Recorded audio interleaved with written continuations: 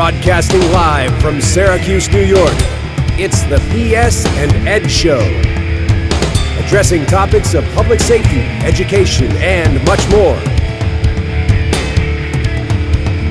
Please welcome your hosts, Matt Mallory and Pat Kimball. Hey, Pat. Hey, guys. How you doing? Awesome. Awesome.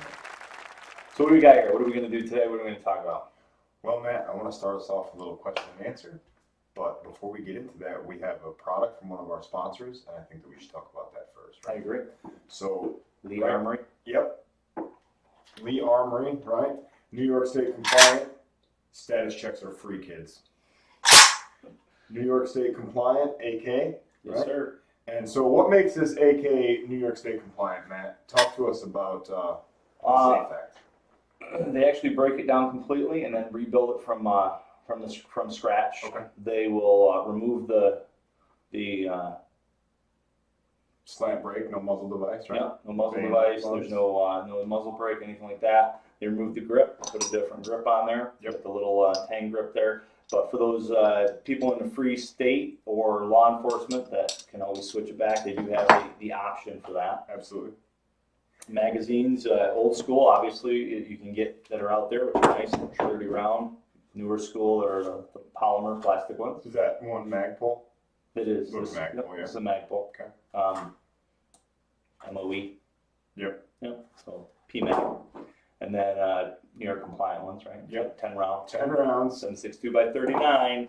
And this is a neat little magazine that Lee Armory has. Mm-hmm. Got a little side view there, so you can actually see how many rounds you have inside your mag. Keep a good round count. Yep, keep a good round bad count. idea. And then they have another one that you can actually see through, which is pretty neat, pretty unique. Wow. Yeah, that is pretty cool. You know, if this was a different weapon system, I might be a little bit worried about my magazine being open that way. Throw it in the mud, But, throw it in the dirt. Yeah, with this rig, I don't think we have those kind of worries because these are pretty reliable. You could throw a lot of stuff through this gun and probably keep right on chugging. So, and this is the same gun, if I'm not mistaken, that we used in that video where we blew up the Tannerite. It is the exact same one that we blew up the Yeti Tannerite with a Yeti mug sitting on top of it. Yeah. Yeti went bye-bye. That's it, man.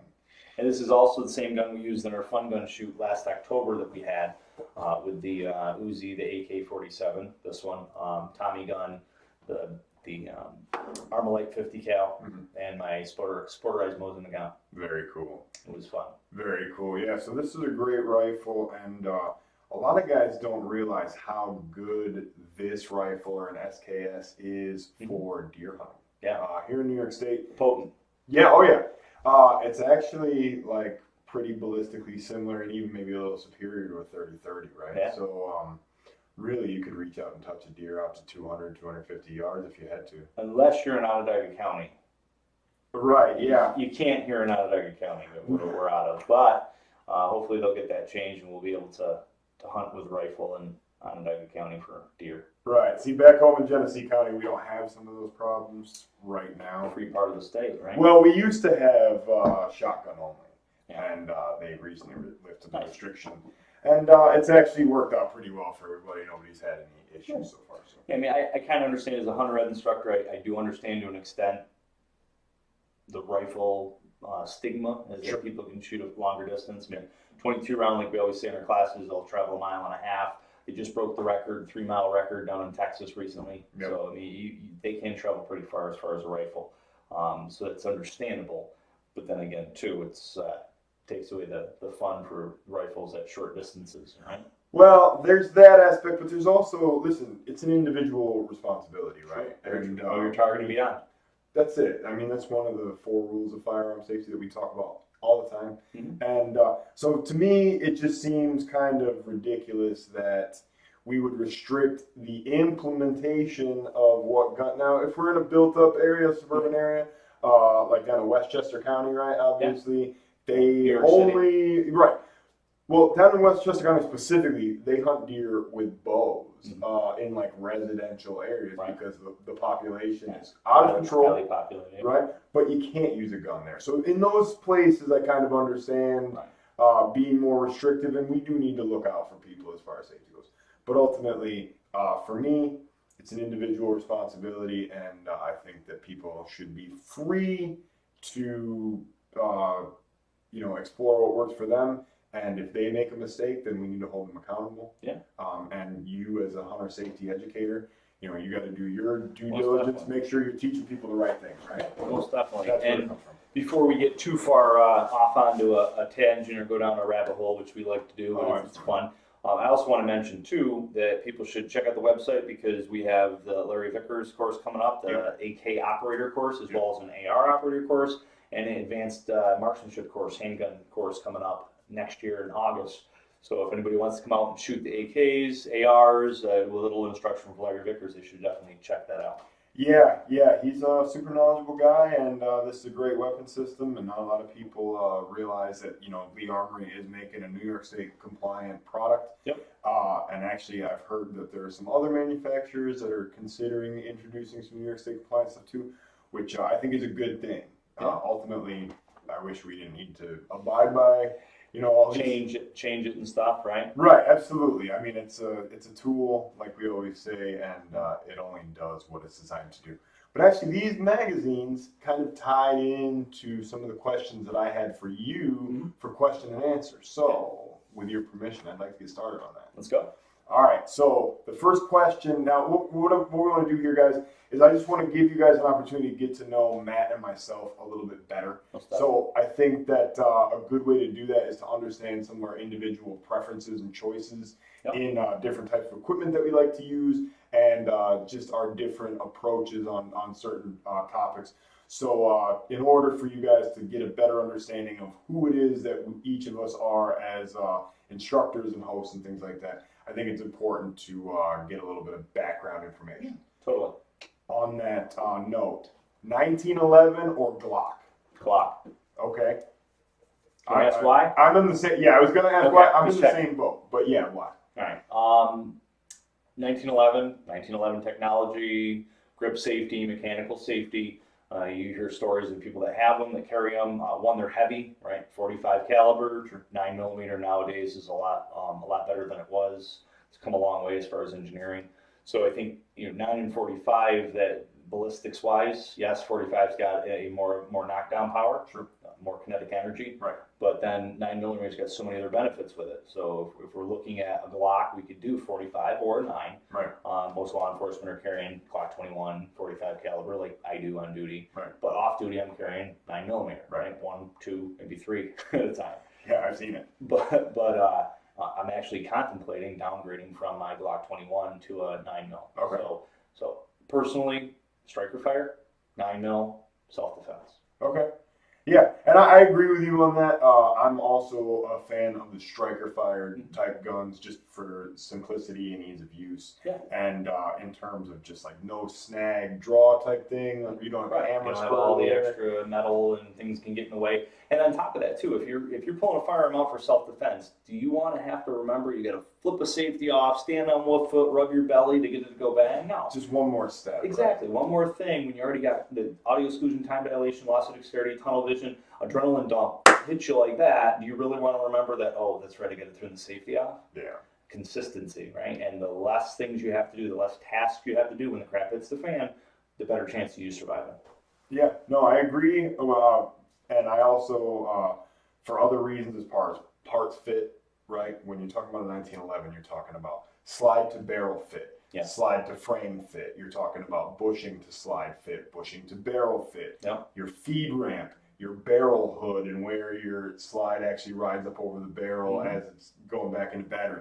So there's a lot of different parts and mechanical pieces that can go wrong with your 1911 as opposed to your Glock. And as you say that, and you say that stuff, that makes me think of the Glock or the gunsmith stuff that we're going to be offering once we have the FFL that you're going to be heading up. Right, yeah. So I'm excited about. If you guys do carry 1911s and you do have some issues with slide to barrel fit, barrel to frame fit, some of these different things, we can definitely help you out with those things here in the very near future. Or even Glocks, because we got Glock Advanced Armors, as myself and whatnot, so we can also help out with the Glocks. So the Glocks, 1911s, SIGs, right? all of the above, absolutely, right? So, okay, we know that Matt is a Glock guy as opposed to a 1911 guy, and I'm on that train as well. So, 9 mil, or well, you've already kind of gotten into that a little bit, 9 mil versus 45. So, talk to me about your reason. Okay, so 9 mil is most common round now that's being used in competitions, in the military, self-defense, etc. Sure. So it's been tried, tested, it's been refined. The engineering's gotten better. There's lots of it out there. Lots of manufacturers making different types, defensive ammunition, hollow points, etc. So there's been a lot of engineering into that. Sure. And granted, 45's been around for a while and whatnot, and it's got a better knockdown power, but it weighs more. You got more recoil, right? You got more muzzle flip. It means you're not going to be able to get rounds downrange as fast. Right. So you can have more ammunition on you. Well, if you live in a free state, right? We're getting Very into true, very true. As law enforcement, I can have more rounds on me with 9 mil than I could with my 45. Sure. Right? 15, 16 round mag for 9 mil or a 13 round mag for my Glock 21. So I'm bump it up a few more rounds there. And especially with the people on drugs these days, the more rounds you have, the better it is. Yeah, you never know. I mean, listen, when shots are fired in a defensive situation or a critical threat incident, usually it's fast, usually it's close, and usually multiple rounds are going to be fired, right? Yeah, So if if we know that we're going to have to fire multiple rounds anyway, right, we want those rounds to be coming out of the gun in the most accurate way possible. Yep. That points toward 9 mil. We want guns to be coming out of there as quickly as possible. That points toward 9 mil. We want to have as many of those bullets going downrange as possible. That points toward 9 mil. Yep. And we want to know that the ammunition that we're using is going to reliably feed and cycle in our guns. And I think that 9mm firearms have just proven themselves to be more reliable because it's a better cartridge design in terms of the length versus the width of the cartridge, right? Yeah. The 45 is very fat relative to its length. Yeah. And you can actually see it floating through the sky. Somebody shoots it if you're standing behind them. Yeah, right. You actually see it. It's that much slower, right? And I do think that there's just so many things with the 9 mil that you just get a little edge and a little advantage. Not a lot, but just a little bit. And I want to cheat to win, right? I want every advantage I can possibly get. Yeah.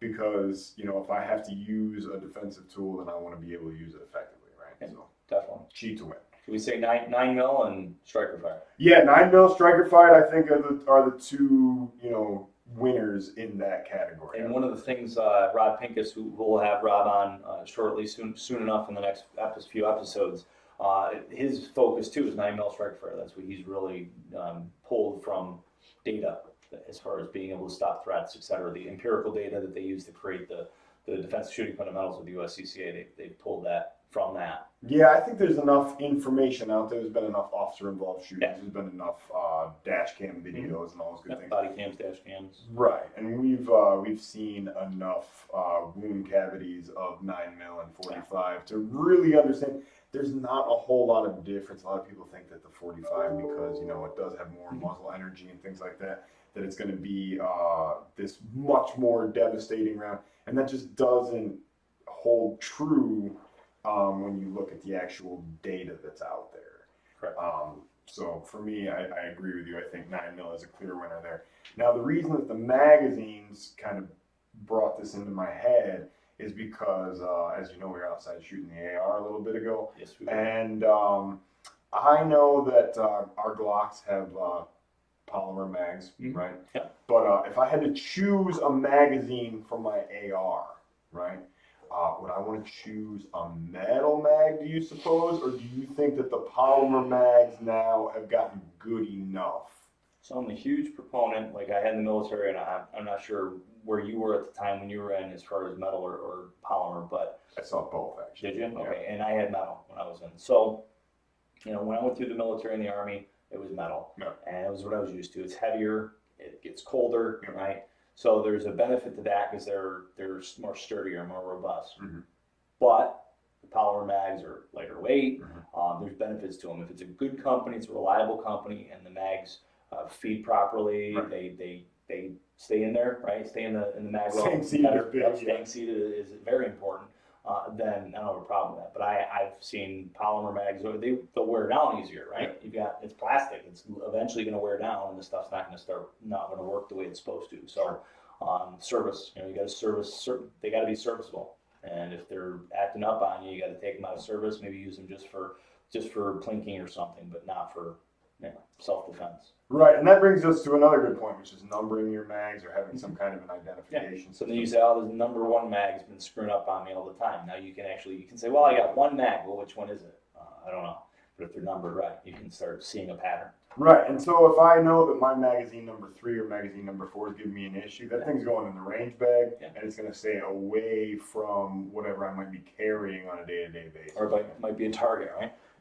If it starts acting a fool, yeah, it might get shot. So some people actually paint the bottoms of their mags and then maybe put a number on there with a paint marker or something. You do stuff like that. You can put paint marker on the side. I always tell people, just be careful that you're not getting too high up on the top of the mag, because if you do something like that, that could also affect it too, depending on how thick the paint is or other things if you're painting the end of it. But at least the bottom of the magazine and putting a number on it usually is a safe way to do it. Yeah. So. Yeah, it's definitely a good call, and I definitely recommend metal mags more so than the P mags. But the reason for me is because in my specific, I have 2 different ARs right now, okay? In one of my rifles, the metal mags, sometimes I'll have trouble getting them to seat because the mag well dimensions are just a little bit tighter. Gotcha. So sometimes the metal mags don't like to go in and out of the mag well readily. Well, it's just a little bit, the magazine well is just a little bit more narrow, right? But then with the polymer mags in my other guns, sometimes I have trouble with getting them to reliably drop free of the gun. Which, I mean, ultimately, that's not a big issue. That's more of a training issue than anything else. Just strip the mag out of the gun and rock and roll, do what you gotta do. But at the same time, it's one more step. It's like we always talk about. Like, I don't want that extra step of stripping the mag out of my gun. Definitely. That's an extra thing you got to do when you got so many other things that are important that are going on. Absolutely. That makes me think as well that sometimes issues like that will happen because when people clean their firearms, they don't clean the mags. They don't clean the outside of the mags, or even the fowler and stuff like that. Or even more so, they don't even clean the inside of the mag well. Yeah. I mean, those things need to be cleaned because you're going to get carbon buildup. You're going to get excess powder and stuff up in there, dirt, grime, and that could also affect the magazine from going in reliably or coming out when you need it to come out. Because when you put the magazine in, it's full. When you take it out, as you know, it's empty, so it's less weight and it's not gravity. It's not going to help as much, especially if it's all gummed up inside there. 100%, right? So keep your stuff clean, especially with those direct impingement guns. I have found that if they don't have to be super clean, right? But they do have to be clean enough that the tolerances are not being interfered with, right? On our next show, we've got a friend of mine who gets so many free guns given to him annually for marketing and stuff that he doesn't clean any of his guns. Must be nice. Yeah. Speaking of that, real quick, because I don't want to get off that thought process. This show being our second show, right? So we're doing it in a different location, just starting to set up the studio, get things going. So it's a little rough now, but the next couple of shows going on, we're hoping to pick it up. We got a bunch of electronics ordered, new mics, etc. So it's going to be top notch. But the rumor right now is the new studio for PS&Ed Show, and we're slowly going to be adding to it and putting stuff on the wall, making it a little bit more aesthetically pleasing, as well as audio and whatnot. So we definitely want to hear your feedback. Be kind to us, but let us know what you think and what we can do to improve going forward, because we're trying to make it better and get feedback from the listeners. I'm really glad that you mentioned that because that was one of the things that I noticed from the last episode. And I want to thank everybody that has taken the time to watch our show so far. Most definitely. Because obviously that really helps us out, right? Yeah. But also, I noticed that we got a lot of comments, and the majority of them were very positive, which is great. And we like to hear that we're doing a good job. However, I feel like we're going to get better and we're going to continue to grow from honest feedback in both directions, right? So if you have something to say about something that we can improve, and again, that's right, we do this out of love, so definitely, try to be nice about it. I don't have to kick you off off this page, right? Banned! I don't have to drop the ban hammer, but no. Just kidding. But what we do want is honesty, right? Because that's what's going to help us make better content for you all, right? And that's what this is all about. And what's really cool is just over the few weeks since we did our pilot, I've had people email me, call me, text me, Pat as well, put Facebook messages, etc. In person. I mean, I'm in a course and hey, watch your show. That's good. It's everything from that to it was phenomenal. Can't wait to see more. Right. Other content. I mean, giving us ideas for content, what you'd like to see, and stuff like that is crucial too, because we have a bunch of stuff going on, but we may be going one way when something in the news might take us a different way. Sure. If somebody out there says, "Hey, you should talk about this," arming teachers in schools. That's been a big thing that I'm passionate about, and that concept of putting guns in teachers' hands. I want to circle back to that because I heard something today that was very interesting in addition to what we were talking about earlier. So I definitely want to circle back to the teachers and being armed in schools argument. So far we talked about striker fired versus 1911. So far we talked about the caliber debate. Yep. So far we talked about magazine choices, right? And now I want to talk about lights. Right? Cool. So when you have a light, do you prefer to have a light on your body or do you prefer to have a light on your gun? Both. Ooh, the right answer is both. So definitely one on my body because I could get detached from my firearm. Yep. Right. 2 is 1, 1 is none. Yep. Rather have it, not need it, than need it, not have it. All those good axioms, right? All that mindset. So having one on my body that I can get access to, and I even go as far as saying 2 on my body, 1 on each side. Right. So that I have access, I can access it from either side with either hand. Okay. I mean, if you really want to get that in depth, but at least 1 on your body, and then obviously if you have 1 on your firearm. But even more so, it's important because you don't want to be aiming your firearm at somebody and using it as a flashlight. There's a lot of law enforcement agencies that ban it as an SOP, standard operating procedure in the agency. Right. They won't let officers put them on their guns because that's what happens. They clear rooms, right? Or they're not clear rooms so much, but they're they're investigating. They hear a noise or something and they're like looking at it with their gun when you wouldn't do that under normal circumstances. So you want to be able to come out with a flashlight and see what's going on prior to bringing a gun up because you're not intending to shoot. It shouldn't really be different story if you are clearing a room where there's a threat or something to that extent. But if you're just simply using it as a flashlight, then there's got to be a line there. Yeah, no, I really agree that we don't like pointing guns at things that we don't have an intention to shoot. That's one of the rules of firearm safety that we preach all the time. Muzzle and finger. Muzzle and finger, right? Muzzle awareness, trigger finger discipline. Mm-hmm. We need those things. The one thing that I'll say about mounting a light onto your gun, I remember being in the military and me too. Going through escalation of force procedures and things like that, and sometimes you have to point a weapon at somebody, because everybody speaks a little M16 kind of thing, right? So I pointed a lot of firearms at people and things that I had not no intention that I would shoot, but that I wasn't ready to deliver a shot, right? Yeah. And I know a lot of law enforcement guys that if they have to go into a dark situation and they think they might need their gun in their hand, then they are going to use their light on their gun to clear. And I get the standpoint of not wanting to muzzle things that we don't have the intention to shoot. However, when you're in a dark environment and you're the only person on the scene and it's your job to move toward something that is potentially a threat to you, I get it.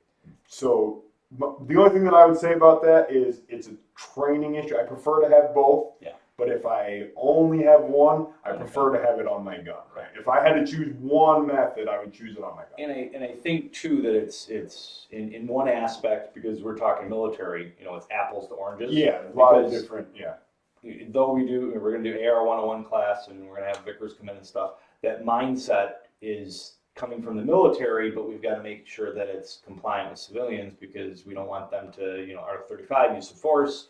They end up pulling a gun out and using a gun as a flashlight because they get startled or something. Well, you need to be able to know that target is truly going to hurt you. You can't just pull it out and start because you see something move. You can't just start flashing a gun at somebody because that's a felony in New York State. If you truly don't feel death or great bodily harm and you pull a gun out and you're using it as a flashlight, well, that's going to get you into some hot water. Sure. Sure. So yeah, I think that there's applications, and you could make the argument either way. You do make a great point from a legal perspective. of not wanting to be, what would that be? That'd be more than brandishing, right? That's like, Yeah, well, penal Some code, sort of assault. menacing would be a violation, flashing at something. I'm gonna use this on you if you keep talking crap. If you bring it out and you point it at somebody, then yeah, you're gonna be charged with a felony. yeah. So it could be aggravated, it could be slew of things could be charged. You could be Yeah, charged who with, knows what the DA but has it's tried. at minimum, it's definitely a felony. Yeah, so, it could be a bad day for you if you find yourself in that situation. So the bottom line, guys, is do what you can handle, be smart about what you're Yep, doing, definitely. and don't do anything that you can't articulate in front of a judge if you need to defend your actions, right? Right. You had said, since we're on that subject real quick, and I know we're getting off again, but you had said something earlier when we were talking, we were out shooting, regarding an individual that an attorney who was a judge who was yada yada yada. Bunch of Yes. positions. And he had said something about if you get into a conflict, you're gonna delegate somebody to call 911. Right, yeah, so we were talking earlier about the critical, so in the event that, say myself, my wife are traveling, okay, and something goes down where I need to engage a threat with my firearm and the phone call needs to go to 911, right, because that's what you do, is Yep. you call 9, so obviously, let's just play this out a little bit, so, I fired my gun and now I'm rendering aid to whomever or doing securing this, whatever I'm doing. And so I say to my wife, hey, go ahead, call 911, let them know we got a guy down over here, let them know that we need ambulance and, shots fired kind of thing. Right. So I would let somebody from outside of the situation make that call whenever possible, right? Somebody who wasn't the person who actually fired a gun. And the reasoning that was given, and I'll try to get in the show notes exactly. I remember it was on the Center Mass podcast. Different podcast. Don't listen to them. Listen to us. No, I remember it. I don't remember the gentleman's name, so I'll try and get it in the show notes. But it was very interesting to me when he said that because he pointed out some really good things, like the prosecutor can't go after you as being an unreliable witness if you didn't give a false statement over the right. Yep. So there's that aspect. There's also your memory is probably going to be a little hazy of.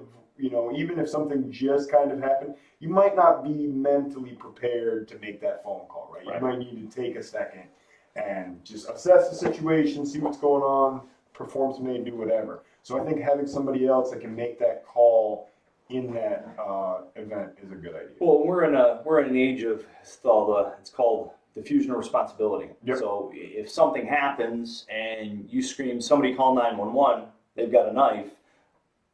Most people are going to be like, say somebody must have called. He told somebody to call. Right. Versus, looking at somebody saying, you call 911. So now you're delegating or telling somebody, call 911. Don't just blast it out there. That verbalization is so huge.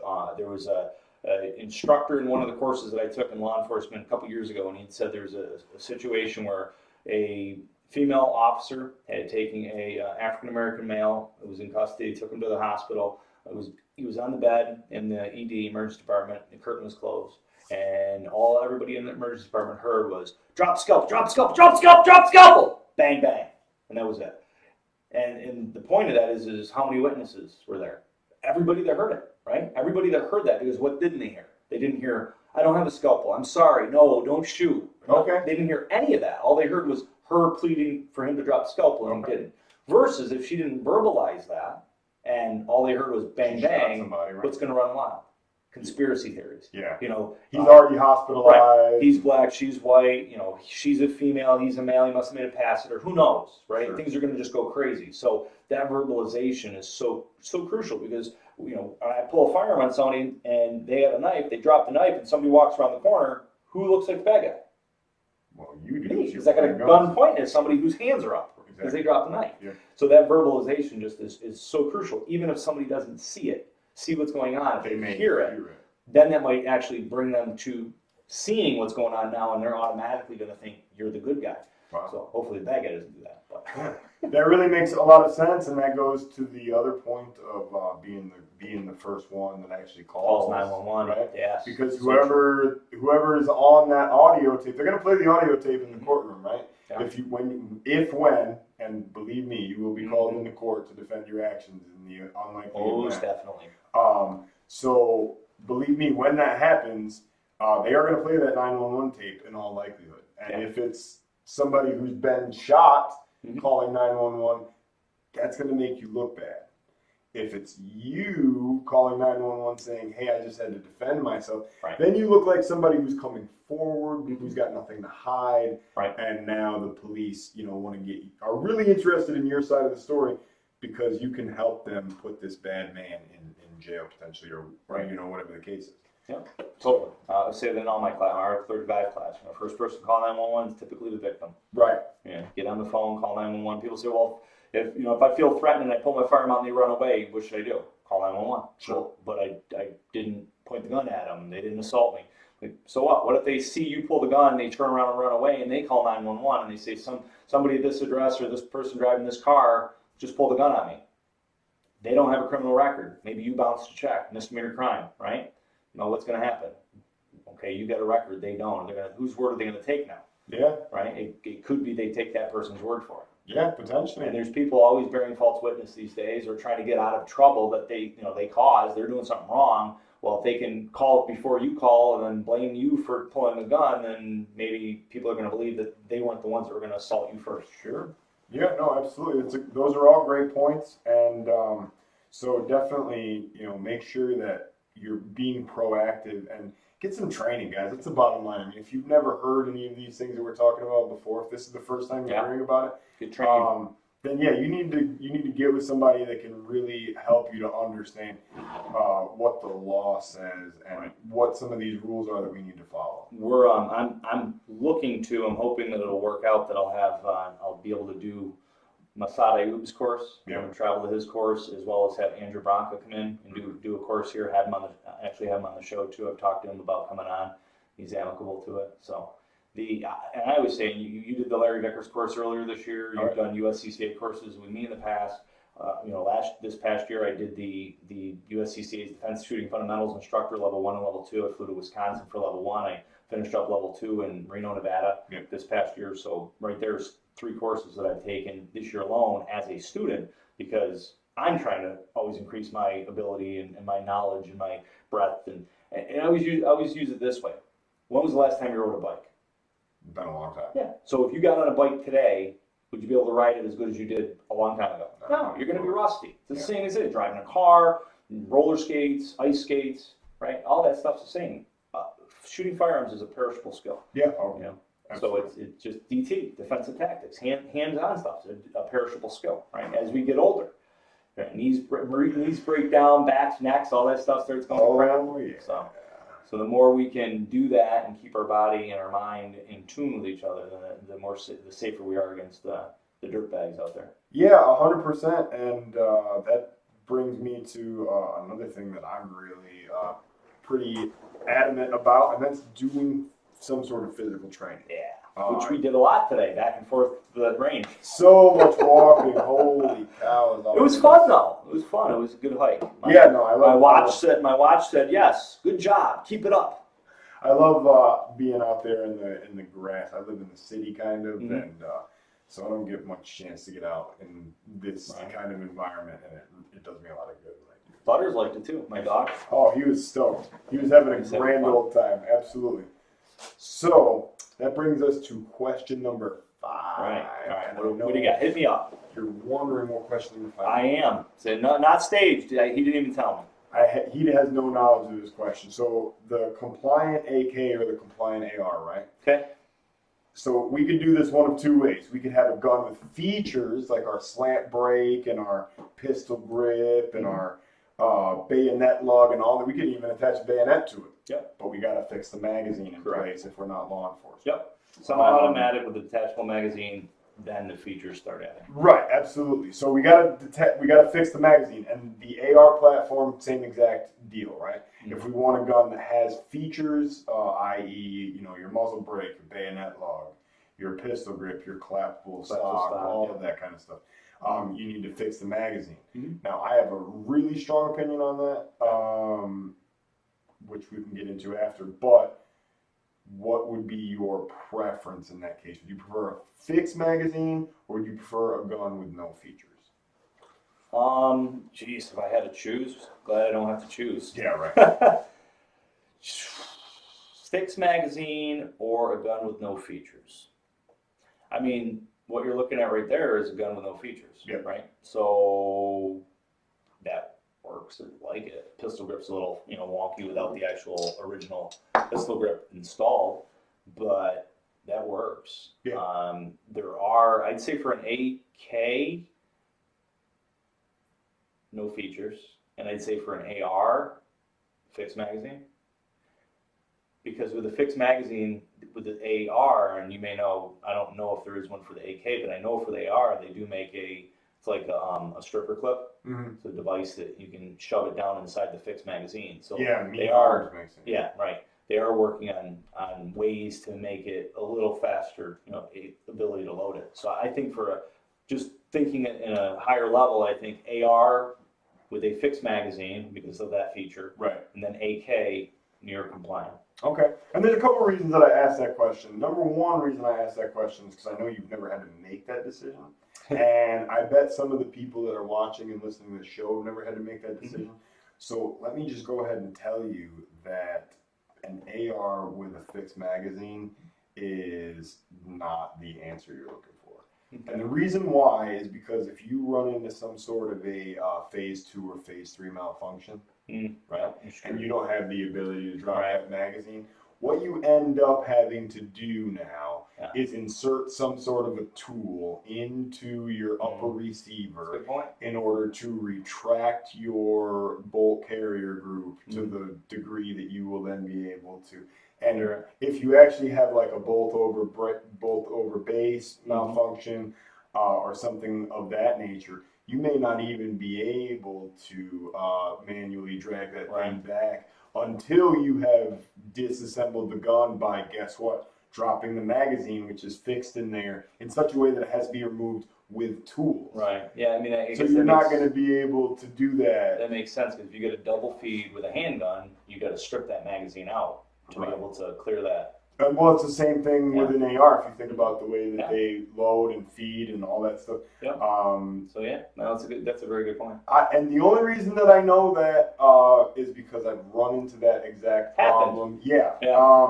And when it did, I'm sitting here with a gun that's got, a bolt over base malfunction, and I've got a live round in the chamber, and now I'm sticking tools inside of my gun, and it's just not a comfortable feeling. Obviously, I'd have to strike the primer pretty deliberately and pretty hard for something to go happen, but still, it's horrifically wrong. A little funky. But explain what a bolt over base is to the listeners so that they get that as far as visually, verbally explain what it would visually look like if it was in front of them. So a bolt over base malfunction, if you can picture your bolt carrier group inside of your AR-15, right, and it's reciprocating back and forth. And as it moves forward, it will pick up a round off the top of the magazine. It will feed it up into your magazine. Sometimes what will happen is your feed lips will disengage from the round a little bit prematurely, and your round will actually come up and out of the magazine well and kind of into your receiver. And then when your bolt carrier group goes to go forward, it actually goes forward, and it might pick up the round in such a way that it actually gets caught up inside the upper receiver. So now what you have is a round caught between the top of your upper receiver and your bolt carrier group, and you have a gun that will not cycle and you can't open the action really. What you end up having to do in most of those cases is you end up having to collapse your buttstock, right? Drop your magazine onto the deck and go ahead and slam your rifle buttstock first into the dirt so that you can reciprocate your charging handle. And there's other ways to go about it. Me personally, I think mortaring is probably the most effective. You just like ramming things into the dirt. I do love just smashing stuff on the ground whenever I can. But the one thing I don't want to smash is my buffer tube. So make sure you collapse that buttstock because you're going to run into some problems. Not a good thing. No, definitely not. So that was my 5 questions for you. And I think now you know a little bit more about myself and about Matt. So you're talking about some of the guests that we got coming up. Yeah, George Zimmerman's agreed to come on. We've got Rod Pincus, Andrew Bronca said that he'd be interested. We've got Larry Vickers when he comes out next year. We're going to have him on. We've got John Tygen. John Tygen, Yeah. that's going to be a good one. Aussie Heroes. Yeah, I'll be really excited to talk to him.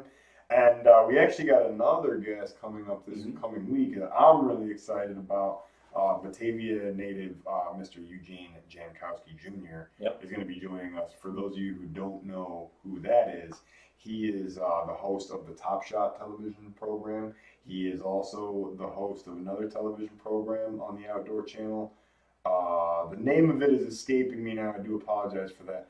But it's actually a couples shooting show. So it's husband and wife teams. Yeah, and I'm really excited to hear him. I haven't actually gotten a chance to watch the show yet. Christy and I might have to apply for that one. I think that you guys would be great contestants on that. And I'm really excited to talk to him about his law enforcement career. I'm really excited to talk to him about his competitive shooting, because that's something that I'm really wanting to move into. And I'm really excited to talk to him about just training in general to get better as a shooter, because we all have our own kind of processes that we go through. And so yeah, that's pretty big stuff coming down the pike. We also have, I can't forget about Frank Maloney. Yeah. One of the top shots on the History Channel. Yep, he'll be coming out. He's actually coming out tomorrow to turkey hunt with me, and again on Sunday to turkey hunt, and then we're gonna record another episode with him. Very cool. I hope we get a chance to do some shooting as well. That'd be pretty Yeah, cool. that'd be fun. Yeah, it's not like we can't go out back and shoot. Yeah, well, and you know, it's so rare that we have somebody that's like famous or whatever. You know, he doesn't say he's famous, but I ride his coattails. Yeah, no, I get it, man. Trust me, I get it. Yeah. So a lot of them, and we've got a lot of other people that have said they wanted to be on. Got a whole list of people that we haven't even asked yet. Yeah. A lot of manufacturers in the local area that we've talked to. We've got Lee Armour. He's actually going to be sending one of their employees up to take the AK operator course from Larry. So they'll be coming up for that. But yeah, it's pretty exciting stuff. And guests are coming out of the woodwork that want to be on the show. Yeah, we got gas coming, and we got products that we want to review, and we got other content that we're working on right now, and so there's a lot of stuff coming out. Just did the Henry's AR-7. Just did a little video shooting on that. That was pretty fun. Hopefully that video ends up being really good. We can put that out there, in a timely manner. But really, I just wanted to get, something. I'm really excited to get another episode out there, because we did one a couple weeks ago, and people were so excited about it. We were getting so much great feedback, which we loved. But then, for a couple of weeks, we haven't been able to do much. We've been waiting for equipment and trying to get the studio set up. And, so there's a lot of moving parts that you guys can't really see behind the scenes. A lot of gray hairs have been growing in the past couple of weeks. Yeah, it's difficult to get all this stuff up and running, but we just wanted to put something out there for you guys and let you know that we are working diligently to bring you more great content and different guests and a lot of good products that we both believe in, we both like, and all that stuff. So very exciting things moving forward. Most definitely. We just had the ATF meeting yesterday, so everything's going forward on that. We're Type 7 FFL we applied for, so we'll be able to do manufacturing, which Pat will be heading up that. Gunsmithing, Pat will be heading up that. Gun sales and service, pepper spray, Eric will be heading up that side of the business. What else? Pepper spray, guns. I mean, training, obviously. Well, yeah, always with the training. The FFL side, I was trying to think of the other aspects of it, but buy and sell guns, do transfers, new guns, used guns, etc. Scope mounting, bore sighting, if you guys need all the gunsmithing stuff. Yeah, all the ramble off things that we're looking to be offering. So yeah, we want to do scope mounting and bore sighting and just some general reconditioning type of stuff. You got a gun that's all dirty and rusted up, bring it on down. We'll take a look. We'll see if we can remove some rust and help the finish out a little bit. Assembling, eventually maybe Cerakoting. Stippling, he'll be doing stippling. Yeah, assembling, right? When you guys have the old gun in a box trick happen to you because you've disassembled something beyond your own abilities, give us a call, shoot us a message, and we'll help you guys out with that as well. Or they buy all the parts and get them in and go, I gotta do my own gun, and they're like, what the hell did I get myself into? Oh yeah, for those of you that that too. want to build an AR, yeah, definitely, you know, do some research into that stuff, because not all of the parts out there they're not all created equal. Okay, so Sure. make sure you're looking into No finding spec. some better, Yep. some higher end stuff.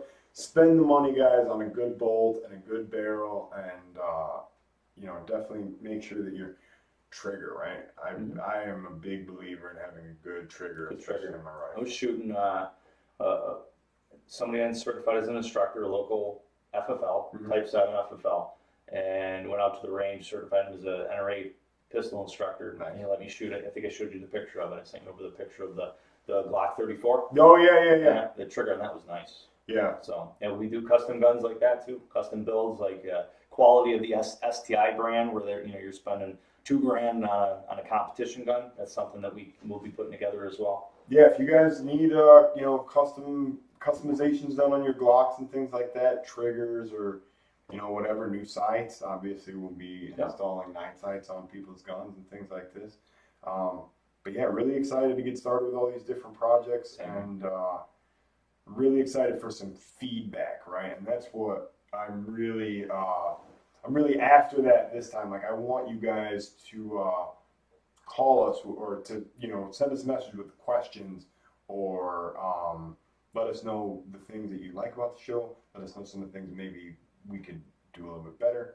What you want to see, more things you want to see. Yeah, guests that you might like us to have, right? We're That's always open good, to too. suggestions. Yeah. We are absolutely, like, Definitely. we want this show to be about the viewership of the show, and we want them to get what they're looking for out of it. And hopefully we can put out, you know, some of the best content anywhere. Yeah. So that's what I'm after. Totally agree. So let's talk about the elephant in the room. Press checks. Because I think we said we were going to talk about that on the last show. We always talk about press. All right, so here's the deal. I asked Matt this question one time about press checks, and we have been kind of in a great debate about the press check. So I'm going to start off with my position on the press check, and then Matt can talk to you about his. So when I talk about a press check, what I'm actually talking about, and I'll use the AK to simulate, although this is not exactly what we're talking about. The act of doing a press check is if I was to administratively load this gun, empty mag. No, it ain't. Oh. I reached for that one first. So if I was to load this gun, right, I'm gonna chamber around, okay? I want to visually open my action just a slight amount. Then I want to make sure that the action is fully closed, so I would pat back on the slide if I didn't think the gun was fully in battery, and then I holster the gun. Now that's just part of a systems check, right? Where do we get a holster for this? Holster for this rig, I know. I don't know. Call your custom Kydex guy. But for me, it's an administrative thing. It's not something I do after every reload, but I definitely like to just make sure that I know the status of all my stuff, right? Yeah, and I guess my thought as far as press checks is one more thing. You know, Yep. We've talked about that. One more thing that you've got to do, or one more thing you add to all the stuff you have to do. So there is a chamber indicator on the sides on most handguns. Some pistols, Physically, that you can feel it, so that you know without taking your eyes off your surroundings. But if you're talking, you do it administratively, then that really doesn't equate. So I could kind of understand that, and then I guess I refer back to it's one more thing to do. Well, and you also hit on a point earlier that, you know, you could develop somewhat of a training scar kind of situation. I've seen it. Where if, you know, you go Press to check reload every the 5 gun, seconds. yeah, now every time you're doing like a lot of unnecessary administrative like gun handling. OCD, you know, Like a continuously doing. nervous tick. It's like watching a movie where they rack the gun, rack the slide, they put it away, they get out there, pull the gun, stop, and then they rack the gun. Right.